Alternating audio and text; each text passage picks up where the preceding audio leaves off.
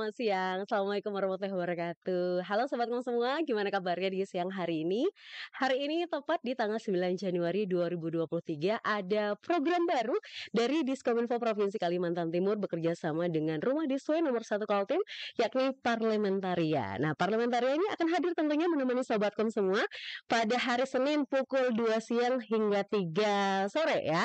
Dan di hari ini spesial untuk tayangan perdana, di sini saya juga sudah berada di salah satu ruangan anggota Dewan yang terhormat. Wah, nanti kita akan ngobrol-ngobrol di spesial episode perdana hari ini ya. Dan siaran Parlementaria ini juga bisa Sobatkom saksikan tentunya secara live stream di Instagram Diskominfo Kaltim dan Facebook nomor 1 Kaltim. Semoga juga kabar Sobatkom tentunya dalam keadaan sehat dan juga bersemangat ya, meskipun juga cuaca di luar sana di kota Samarinda tentunya sedari subuh nih diguyur hujan dan saat ini juga masih mendung-mendung di luar sana. Nah, tapi mudah-mudahan juga tayangan Parlementaria di siang hari ini bisa menghangatkan suasana dan keceriaan Sobatkom semua ya. Bersama saya Nicita di sini sebagai host yang akan memandu dan juga ngobrol-ngobrol bersama tamu spesial kita hari ini. Saat ini saya sedang berada di ruangan Bapak Sigit Wibowo SEME yang merupakan wakil anggota DPRD Provinsi Kalimantan Timur. Kita sapa dulu yuk. Halo Bapak, Assalamualaikum warahmatullahi wabarakatuh. Waalaikumsalam warahmatullahi wabarakatuh. Sehat Pak Sigit, kabarnya gimana hari ini? Alhamdulillah sehat. Walaupun pagi tadi ya sempat kita diguyur hujan. Ya. Acara ulang tahun Provinsi Kalimantan Timur yang ke-66 dipusatkan di Stadion Kadri Uning di Stadion Madia. Sedikit perubahan tempat. Iya. Alhamdulillah sudah selesai dan sudah berjalan dengan baik dan lancar. Iya, nah terkait ulang tahun Provinsi Kalimantan Timur boleh dong kita minta sedikit ucapan selamat ulang tahun untuk provinsi tercinta ini. Iya. Selamat ulang tahun kepada Provinsi Kalimantan Timur yang tentu saja tidak sedikit umurnya. Ya. 66 tahun dan ini lebih tua dari umur saya, 5 tahun gitu kan. Nah, tentu saja di umur yang ke-66 ini Provinsi Kalimantan Timur sudah menuai perkembangan gitu kan Ya. sebagai daerah penghasil devisa negara ya, PDRB kita di Kalimantan Timur. Nah, tentu saja Kalimantan Timur juga harus mendapatkan hasil atau manfaat. Iya. Nah, manfaat yang pertama itu adalah dengan diputuskan melalui undang-undang bahwa Kalimantan Timur ditunjuk menjadi daerah ibu kota ya, IKN namanya, Ibu Kota Nusantara, dan bertempat di Penajam Pasir Utara. Dan mudah-mudahan dengan bertempatnya Ibu Kota Nusantara ini di Kalimantan Timur, tentu saja kebijakan-kebijakan nanti yang akan dibuat, kemudian pertimbangan-pertimbangan pembangunan akan karena letaknya di tengah ya kan, kemudian bisa pembangunan ini akan menjadi rata gitu. Rata, baik itu dari Kalimantannya, Sulawesi sampai Papua ataupun sebaliknya. Nah, kita ketahui bersama saat ini ibu kota negara kita, pusat pemerintahan kita di Jakarta. Nah, ini agak, kalau ibarat kapal itu agak mereng gitu kan. Di tengah, sentral itu kan di tengah gitu kan. Nah, tentu saja ini membawa manfaat bagi bukan hanya Kalimantan Timur, tetapi bagi Kalimantan dan tentu saja teman-teman di Indonesia bagian timur. Itu. Nah, yang yang saya mau ya kan, Kalimantan Timur ke depan ini di 2023 ini ya kan, kita ulang tahun nih di awal Januari ya, kita segera bergerak cepat karena ini alhamdulillah COVID sudah mereda, kemudian kita harus bekerja lebih lebih agresif, lebih cepat ya kan. Kalau kita bisa berlari ya berlari, menyelesaikan program-program yang sudah kita sepakati bersama begitu antara pemerintah Provinsi Kalimantan Timur maupun DPRD dan juga tentu saja menyelesaikan sisa-sisa pekerjaan sebelumnya begitu. Iya, ya itu tadi beberapa harapan ya dari Pak Sigit Wibowo nih karena hari ini juga bertepatan dengan tahun Provinsi Kalimantan Timur ke-66 tahun. Nah, dan nih Pak Sigit, ini kan menjadi anggota DPRD ya di tahun 2019 hingga 2024 nanti, Ya. dan juga menjadi wakil ketua nih dipercaya. Nah, dulu emang cita-citanya mau jadi di partai politik apa gimana sih dulu? Bisa diceritain, maksudnya kita pengen tahu lebih dalam lagi cerita sepak terjang Pak Sigit nih, memulai karir sebagai politikus nih sebenarnya. Karena Pak Sigit ini saya baca-baca merupakan pimpinan partai termuda di Kaltim. Ya, gitu nih. Sebenarnya bukan termuda juga, ya sama-sama seumuran Iya, saya. ya. Itu saudara saya namanya Pak Safrudin, karena kelahirannya sama 77. Beliau kan di PKB. Tapi kalau dari sisi bulan mungkin lebih tua beliau. Ya terkait bulan aja nih ya. Nah, eh, cerita saya terkait dengan apa namanya tadi disampaikan cita-citanya partai politik kemudian menjadi anggota DPR, ya sebenarnya kalau dulu waktu kecil sih maunya saya itu mau jadi Dokter. Cita-cita jadi tentara. tentara. Tentara angkatan laut pakai baju putih keren gitu kan. Baju putih keren gitu. Diundang TVRI ya kan, kita apa namanya ada ya datang ke sana, kemudian ada yang pentas-pentas, kemudian kita sebagai apa sebagai apa sebagai apa. Nah, rupanya saya waktu itu pakai baju putih, pakai pet gitu kan, pakai pakai topi angkatan laut. Nah, kemudian sempat juga tes di angkatan laut, ya memang bukan nasibnya ya. tidak tidak apa namanya tidak lolos gitu, tidak lolos. Mungkin karena saya juga memang pendek juga mungkin. Tidak sampai.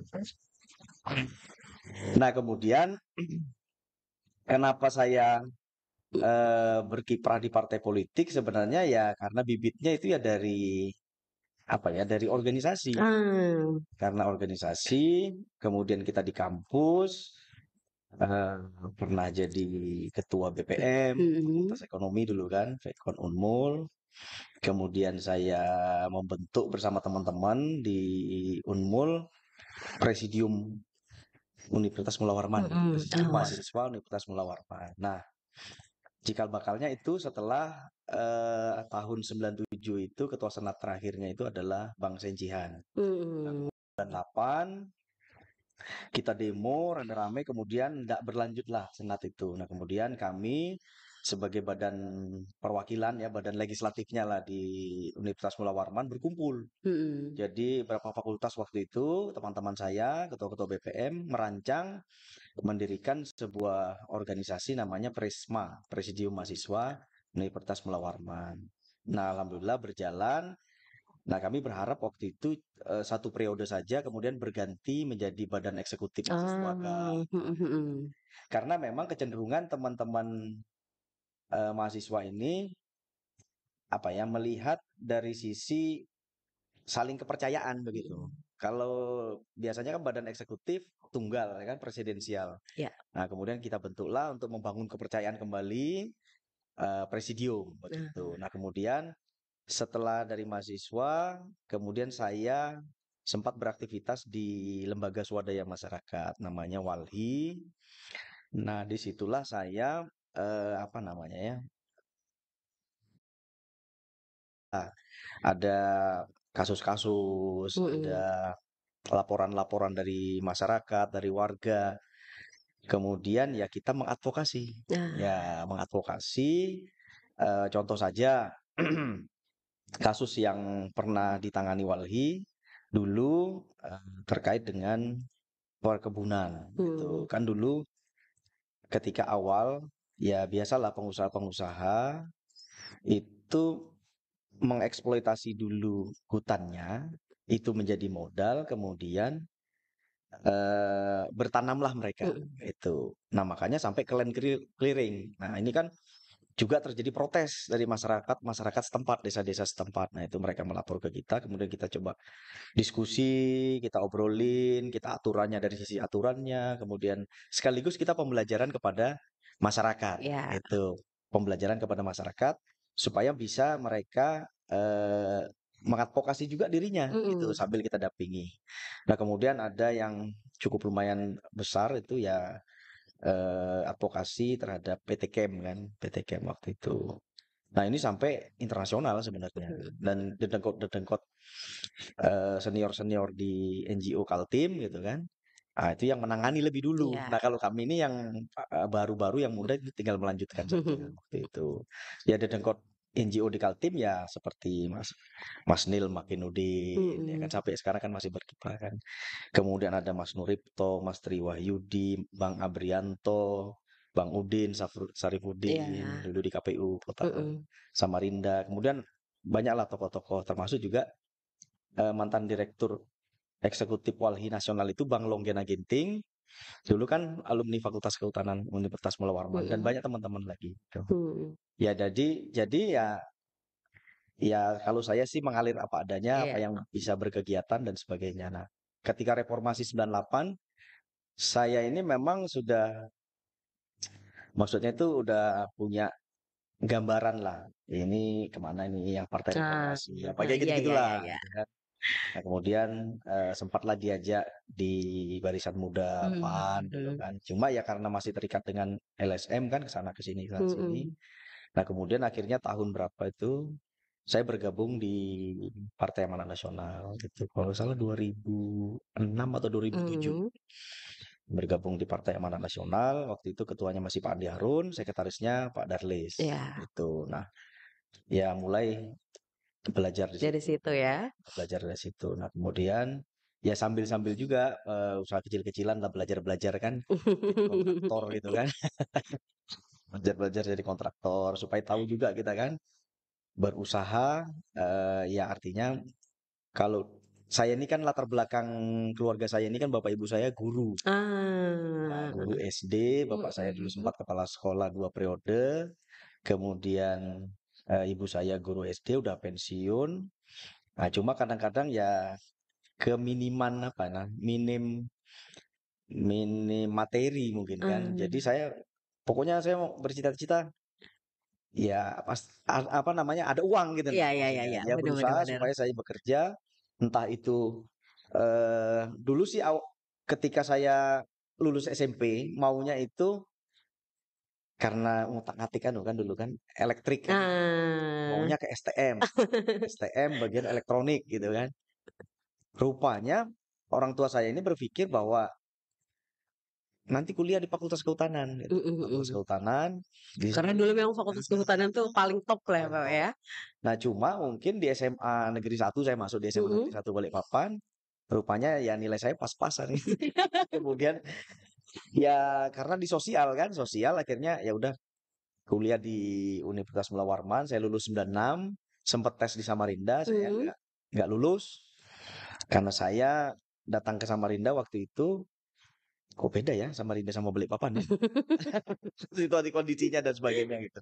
Akhirnya berpikir mau kuliah ke luar Kalimantan, ya ke Jogja begitu kan. Nah, akhirnya saya nggak diterima, kemudian saya sempat ke Bandung, ke Jogja, kemudian saya coba tes, ya lulus. Tapi kenapa hati saya ini minta kembali lagi ke Samarinda? Iya, karena sudah minum air mahakam Nah, kan, itu Pak ya. dia. Jadi kembali lagi ke Samarinda, Kembali saya lagi. S1-nya akuntansi waktu itu. Ah. Akuntansi. Nah, kemudian ya itu tadi Ya perjalanan-perjalanan perjalanan ya ya mengikuti arah tapi mengikuti. terarah sebenarnya. Mengikuti arah tapi terarah gitu ya, Pak ya. Iya. Ya seperti itu nih. Nah, selama juga ini menjadi wakil ketua nih Pak ya. Mmm, apa sih ibaratnya planning dari DPRD sendiri melihat perkembangan dan juga pembangunan dari Provinsi Kalimantan Timur? Ya sebenarnya ketika saya duduk jadi anggota DPRK saya ini kan ceritanya 2 kali mencalek gagal. Oh belum berhasil waktu itu ya? 2009, 2014. Nah, kemudian di 2019 alhamdulillah saya duduk, ya saya tidak mengira juga bahwa PAN ini mendapatkan kursi tambahan dari Balikpapan itu bisa menduduki sebagai pimpinan DPR gitu. Itu enggak tahu juga saya gitu. Nah, waktu itu pimpinan partainya kan masih Pak Darlis kan, Ya. Pak Darlis. Dan sekretaris wilayahnya itu Pak Jain Taufik Nurrahman gitu. Nah, kemudian ditunjuklah pembagian tugas nih ceritanya kan dari partai. Nah, sebenarnya waktu itu ya maunya kita ini Pak Barudin kan, beliau kan senior kan sebagai wakil ketua DPR. Tapi malah beliau ini berbalik juga udah anu aja sikit aja lah.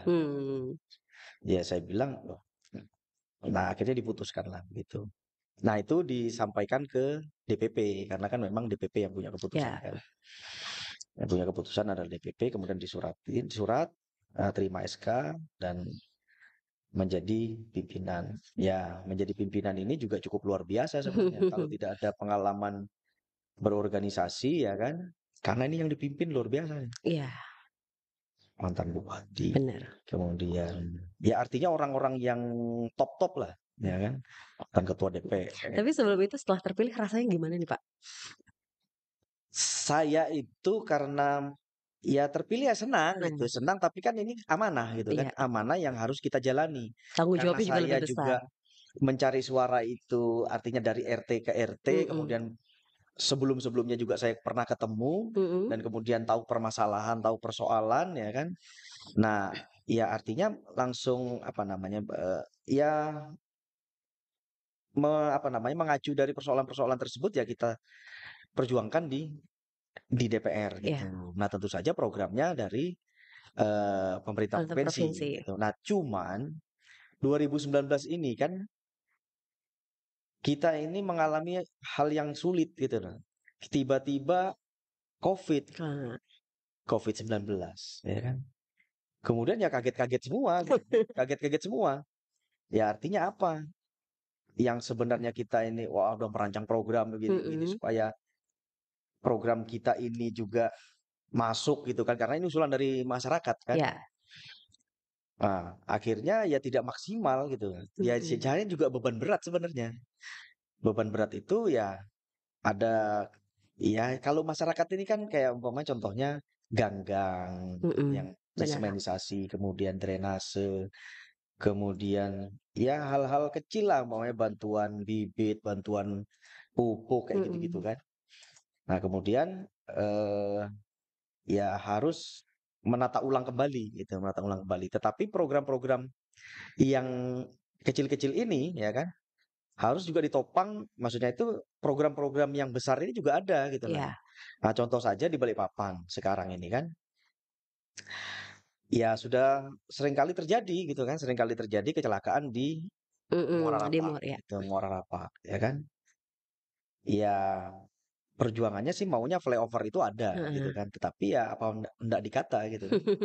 Nah, kemudian ada juga terkait dengan jalan provinsi dari bandara menuju ke Gunung Tembak. Itu kan jalannya kan cuma ya nggak cukup lah, artinya sempit gitu kan. Nah, itu juga jadi PR kita bersama supaya jalan tersebut ya dilebarkan gitu.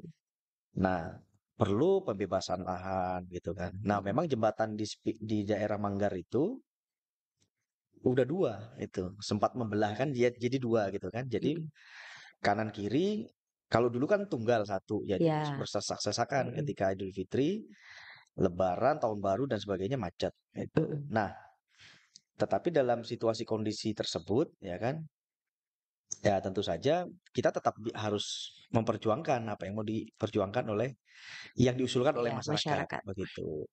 Nah, Dapil Balikpapan, tapi kita bukan hanya Dapil Balikpapan saja yang diurus, tapi kan namanya kita anggota DPRD provinsi ya harus semuanya kita juga perjuangkan gitu. Oke. Nah, ini Sobatkom semakin seru ya. Nanti kita akan mengulik lagi dengan Pak Sigit apa sebenarnya yang belum dicapai di tahun 2022 dan bagaimana plan dari DPRD sendiri di tahun 2023. Tentunya kita akan hadir setelah jeda berikut ini, tetap di Parlementarya.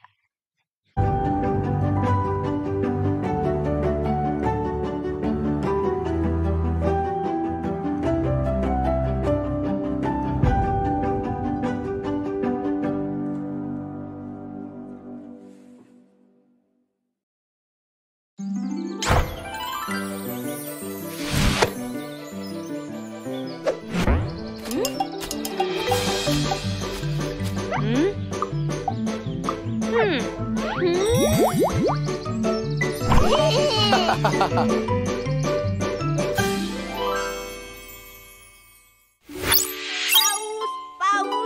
Woi, ada anak paus lewat. Paus.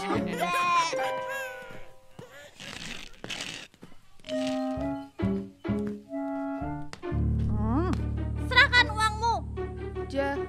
Jangan, Kak. Ayo cepat berikan. Aduh, sakit.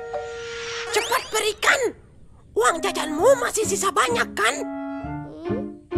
Hah? Aduh, kenapa sih, Bi? Apa yang mereka berbuat? Entahlah. Sepertinya mereka mengancam Kak Bobon. Aduh, bagaimana ini? Kita pulang lewat jalan lain yuk. Aku takut. Aduh, besok masih sekolah lagi. Aku berhenti sekolah saja. Atau kulari ke hutan dan bersembunyi di sana. Di kepalaku saja mereka tetap membuatku takut. Kira-kira kamu bisa bantuin aku nggak sih? Jangan diam aja. Belum tidur, Bon? Iya, Bu. Ini Bobon mau tidur.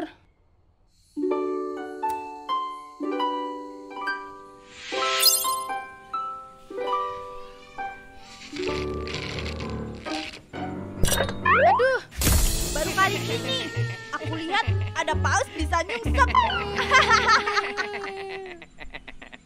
Hei Kak Dargo, stop merundung Kak Bobon. Tahu tidak, tindakan kakak itu tidak terpuji.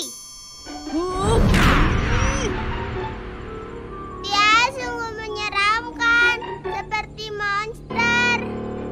Bibi, dia kesini, Di. Wah, lari.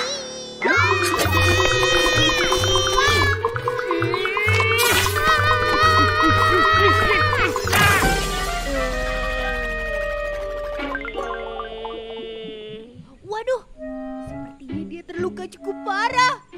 Hah? Sampai gepeng, Bi? Ada apa ini? Bu Guru, Kak Dargo merundung Kak Bobon lagi. Dargo, kau ikut ibu menghadap guru BP sekarang.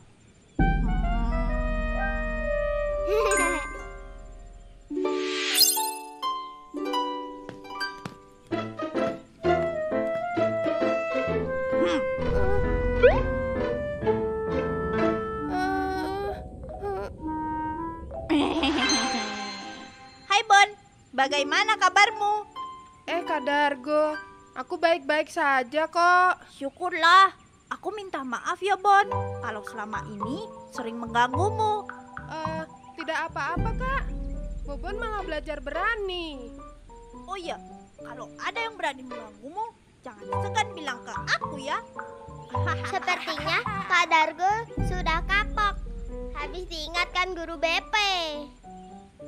Kalau dia tidak kapok, kita kempesin. Kayak ban saja sih bisa dikempesin. Lupakan, pulang yuk. Ayo, aku sudah lapar. Sama, aku juga lapar.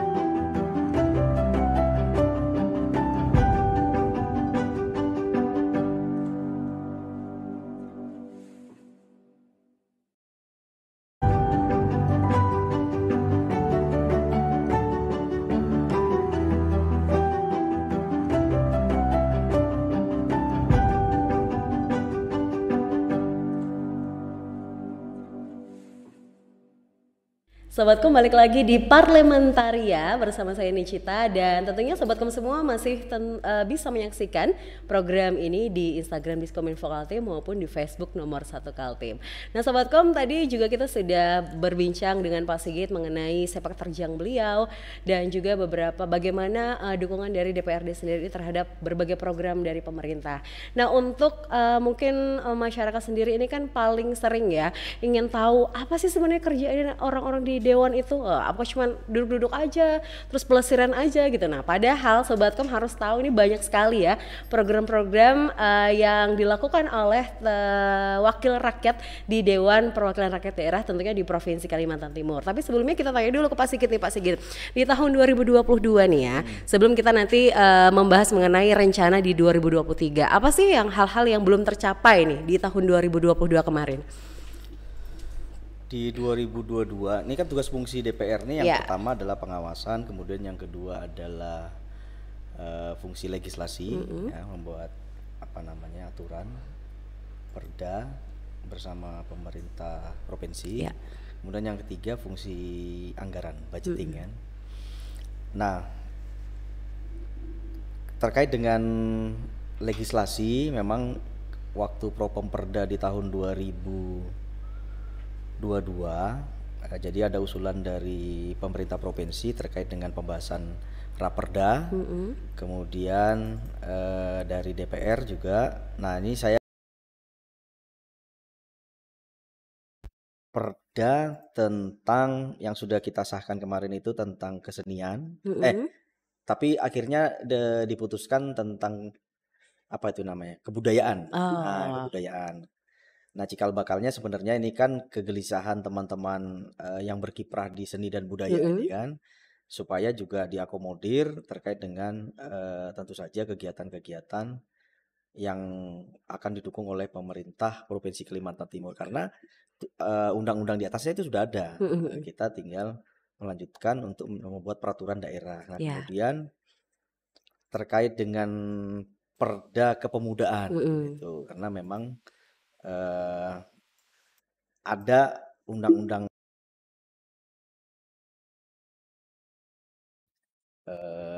tindak lanjuti dengan peraturan daerah dan memang itu kebutuhan, Kemudian ada tentang perda jalan tambang dan jalan perkebunan, tapi itu masih skip karena memang masih proses di Kementerian Dalam Negeri, tapi dikembalikan lagi ke kita. Nanti akan kita diskusikan kembali apakah ke depannya itu akan dibentuk pansus lagi ataukah tinggal memperbaiki saja, nanti Bapemperda saja yang bertanggung jawab. Kemudian ada juga sebenarnya pencabutan perda. Itu seperti perda air permukaan kalau tidak salah. Ada beberapa juga yang menjadi tanggung jawab komisi, saya agak lupa tuh, yang menjadi tanggung jawab komisi, dan insya Allah nanti akan segera kita dilaporkan oleh Pansus dan akan segera kita sahkan gitu. Nah, kemudian yang menyisakan ini ada tata ruang. Nah, jadi ada revisi tata ruang yang memang itu ditetapkan waktunya, tapi masih dalam proses konsultasi ke kementerian, yaitu Kementerian ATR, BPN, dan mudah-mudahan nanti tinggal kita sahkan saja gitu. Karena tentu saja ini revisi tata ruang ini penting bagi satu daerah, Kalimantan Timur, karena kita kembali bersepakat menetapkan daerah-daerah mana saja sesuai dengan fungsinya. Nah, nanti akan ditindaklanjuti tata ruang kabupaten kota gitu. Nah, kemudian ke depan ada juga Propemperda yang sudah kita sahkan untuk kita bahas nanti di tahun 2023 gitu. Ada berapa raperda usulan dari kita, inisiatif DPR, ada juga dari pemerintah provinsi. Tapi saya agak lupa dan perlu buka catatan itu. Itu yang terkait dengan legislasi. Kemudian proses legislasi, pembuatan peraturan. Nah, ada juga peraturan-peraturan yang dulu yang sudah dibuat, ya kita sosialisasikan kepada masyarakat melalui sosper program kita itu. Nah, kemudian yang terkait dengan budgeting, ya ketika kita bersama dengan pemerintah membahas program-program, nah mereka melalui musrenbang, kita melalui reses. Nah, itu kita blending, kita masukkan, kemudian diputuskan di RKPD program-program mana saja yang disepakati, kemudian dikeluarkan pergubnya oleh Pak Gubernur.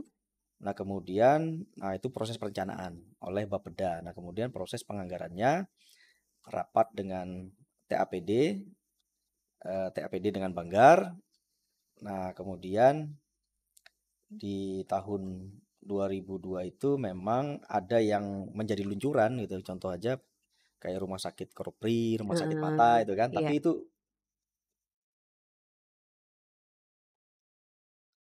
menjadi menjadi kayaknya tidak dianggarkan lagi, tapi sudah diselesaikan. Nah, yang menjadi tanggung jawab kita yang belum selesai ini kayak contoh program Bendali. Maksudnya pengendalian banjir di Balikpapan itu kalau nggak salah di Depsos. Dulu pernah dikerjakan oleh kontraktor, kemudian tidak selesai. Nah, kami kemarin meminta kepada pemerintah provinsi supaya itu dianggarkan kembali, dilanjutkan, diselesaikan. Karena itu antara Grand City dengan masyarakat di bawahnya itu kan bahaya tuh. Karena itu kan sudah dibuka. Nah, kemudian belum dibangun turap-turapnya gitu. Nah, itu nanti kalau tidak segera diselesaikan tentu saja berimbas kepada masyarakat, ya kan. Nah, kemudian program-program kita ya terutama itu sebenarnya pelebaran jalan yang di Mula Warman itu.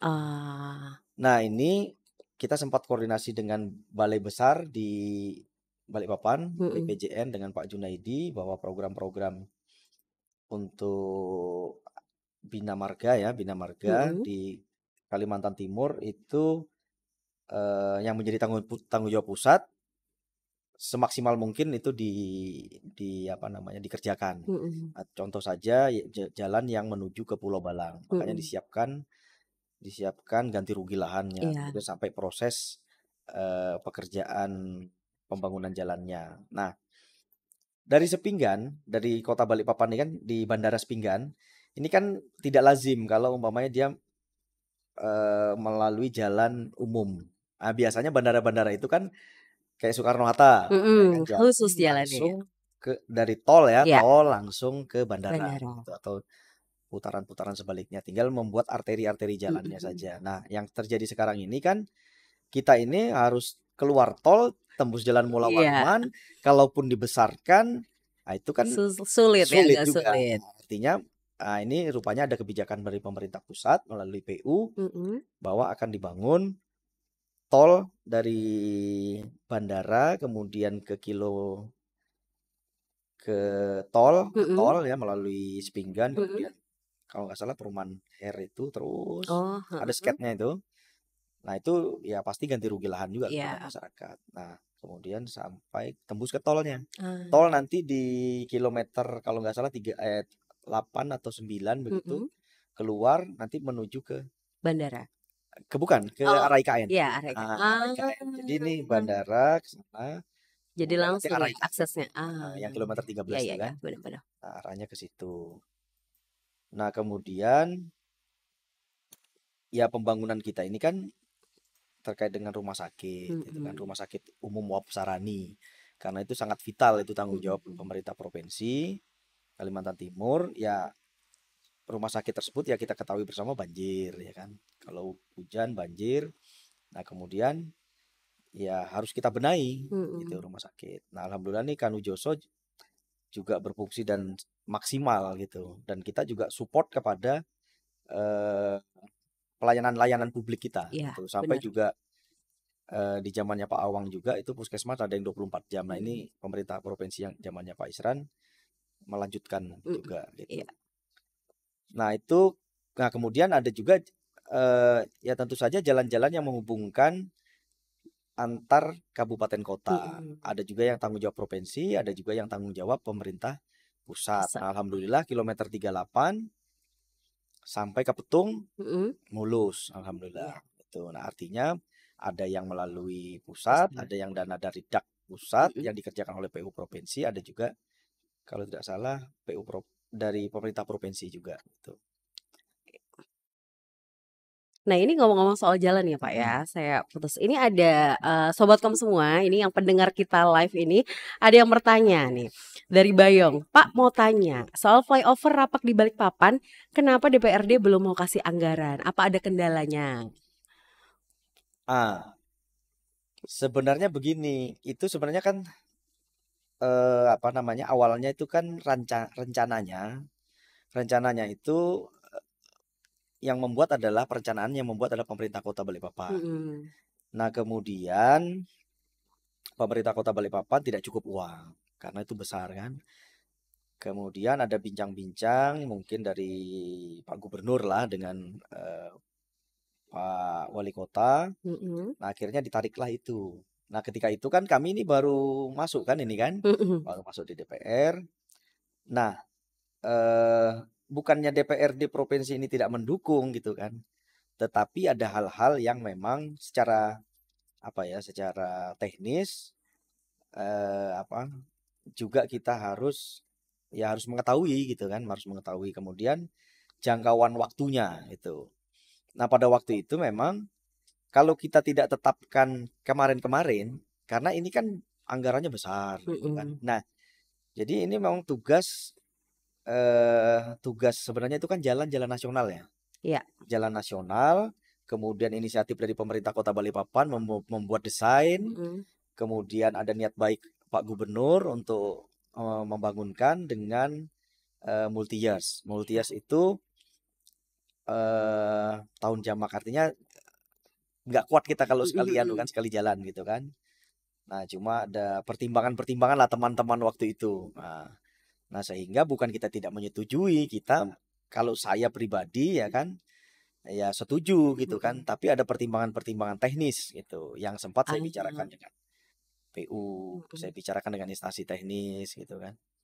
Nah, kemudian ya karena di situ itu ada mall kan, ada mall gitu kan. Mhm. Ya saya pernah dengar juga, Pak ini gimana kalau ini di apa namanya flyover apa segala macam. Pasti kan ini badan jalan kan Iya, agak riskan kemudian ya. parkiran Mhm. mall apa segala macam kan. Mhm. Itu. Nah, sehingga batallah waktu itu. Mmm. Nah, itu sempat bersih tegang kita Iya iya, antara bener bener pemerintah bener. provinsi dan DPRD Iya. itu. Nah, DPRD waktu itu menawarkan bisa tidak kalau di tahun berikutnya, ya Mhm. waktu nggak bisa itu. Nah, akhirnya dikembalikan lagi lah tupoksi itu kepada pemerintah kota. Ya kalau gitu pemerintah kota, ya ini kan dari diskusi-diskusi kan, pemerintah kota yang mengerjakan, maksudnya yang punya tanggung jawab mengerjakan, kemudian nanti pemerintah provinsi membantulah dari Mmm. sisi anggaran. Anggaran. Tetapi terakhir kecelakaan, kemudian Pak Kapolda waktu itu, Pak Kapolda baru, Pak Imam, kemudian ya juga berdiskusi dengan kita kan, kemudian turunlah teman-teman dari PU kan, PU, Mhm. kemudian KNKT apa segala macam. Nah, diputuskanlah. Jadi Muara Rapak itu dilebarkan, Oh. gitu. Karena kita minta juga kepada pemerintah pusat kan, tidak ada anggarannya juga Mhm. begitu, tidak ada anggarannya. Nah, akhirnya sekarang masih pada proses pelebaran jalan Iya. itu. Itu Oke. informasinya. Begitu informasi yang Saudara Bayong ya. Udah jelas ya, dijelaskan Pak Sigit. Ada beberapa hal yang juga harus dipertimbangkan Pak ya.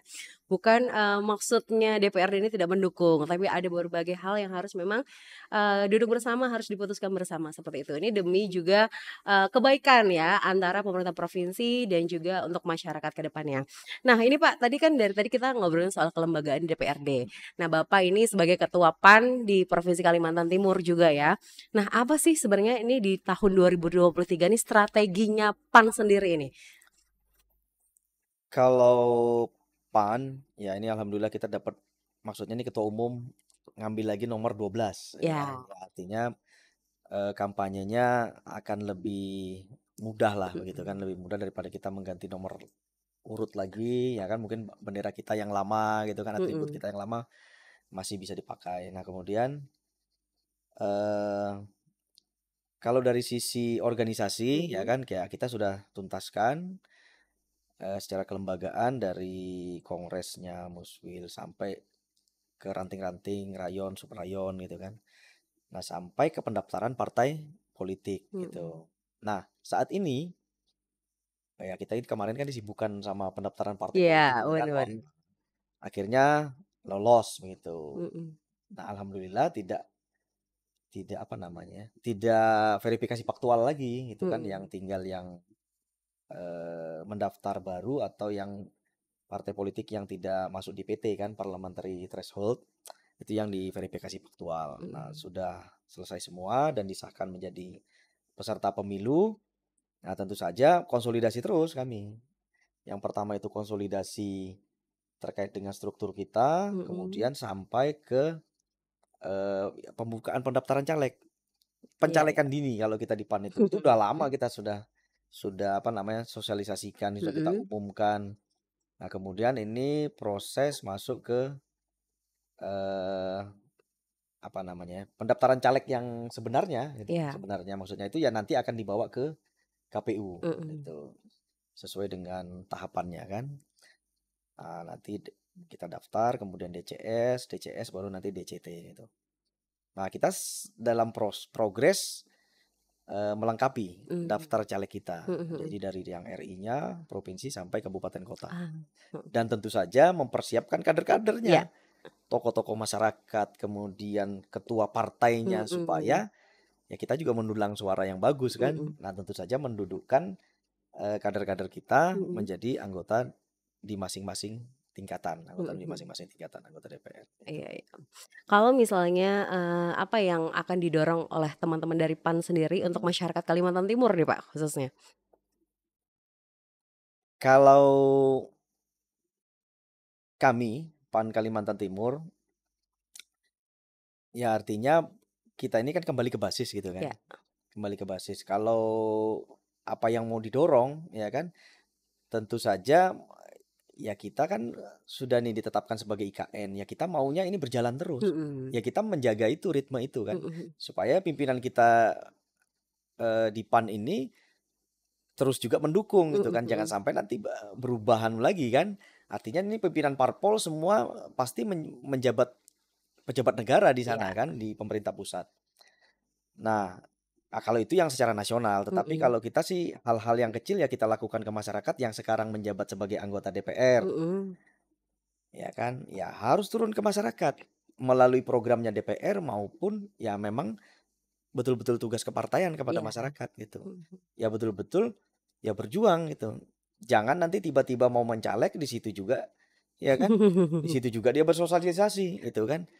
Nah, makanya ya saya sebagai pimpinan partai kan memberikan contoh gitu kan kepada teman-teman saya di partai. Ya apa yang bisa kita lakukan ya kita lakukan, apa yang bisa dipublikasikan. Tapi kalau tidak sempat juga dipublikasikan ya enggak apa-apa juga, tapi kan yang penting masyarakat merasakan juga tahu dan merasakan itu apa yang kita perjuangkan di masing-masing dapil maupun ya se-Kalimantan Timur pada umumnya. Iya. Nah ini masih ada pertanyaan? Ya oke, ini masih ada pertanyaan nih Pak. Saya kira udah mau selesai nih, ternyata masih ada pertanyaan. Oh ini ada melibatkan tokoh-tokoh besar di Kaltim nggak Pak untuk bisa menambah suara PAN di 2024? Ya tentu saja, kalau tidak ada tokoh-tokoh yang kita rekrut ya repot juga kan. Ya contoh saja kayak kami punya ketua DPD Pak Haji Ardiansah di Balikpapan. Beliau mantan PNS, tapi saat ini beliau pengusaha gitu. Nah kemudian organisasi yang lainnya juga beliau pegang dan juga tokoh masyarakat.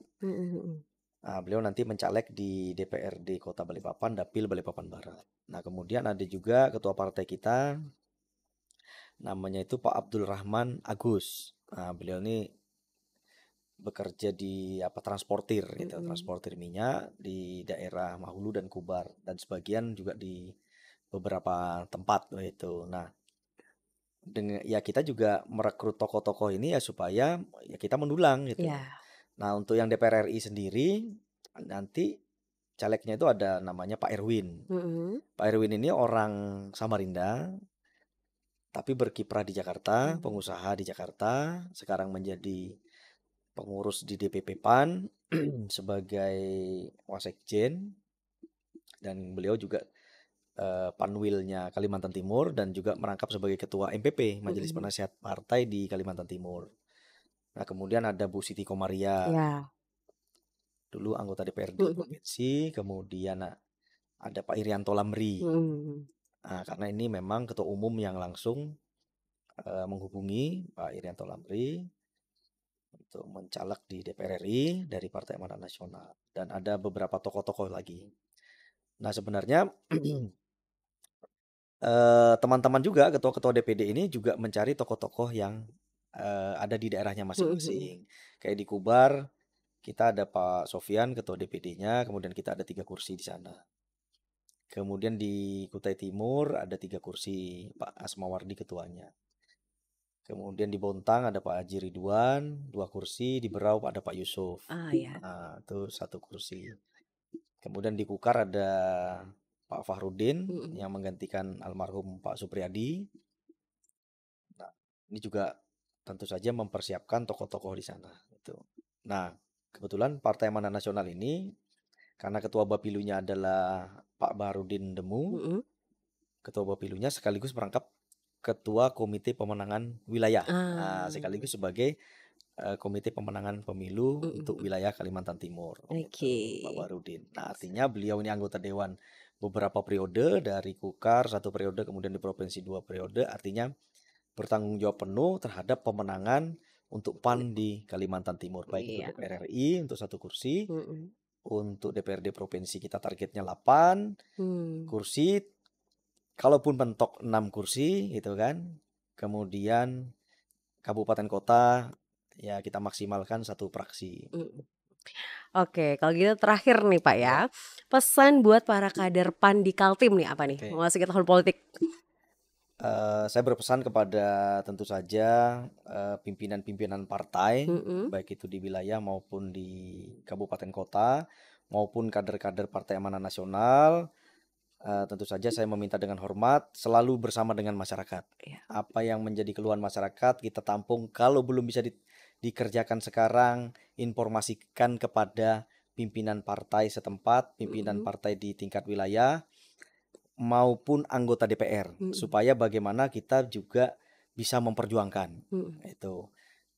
Karena kalau kita tidak berbuat, ini masyarakat juga tidak akan tahu gitu, tidak akan tahu oh sebenarnya partai politik itu, politisinya ataupun anggota DPR-nya itu kerja-kerjanya apa gitu.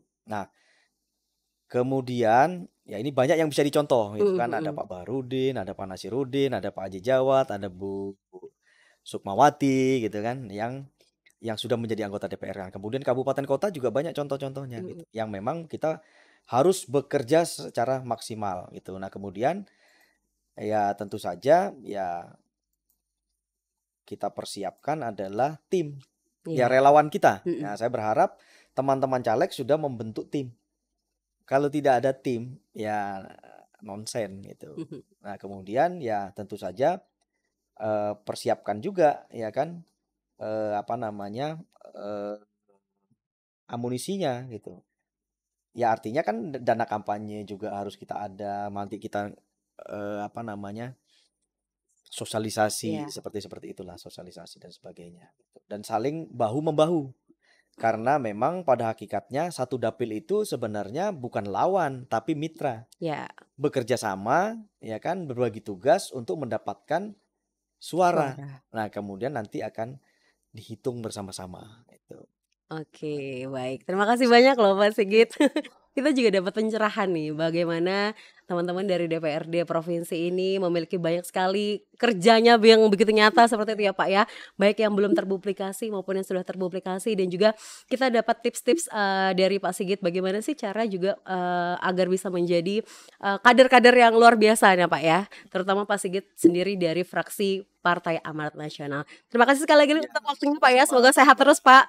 Semangat berjuang untuk masyarakat Kalimantan Timur di DPRD Provinsi Kalimantan Timur. Semuanya harus berjuang. Tetap semangat. Baik.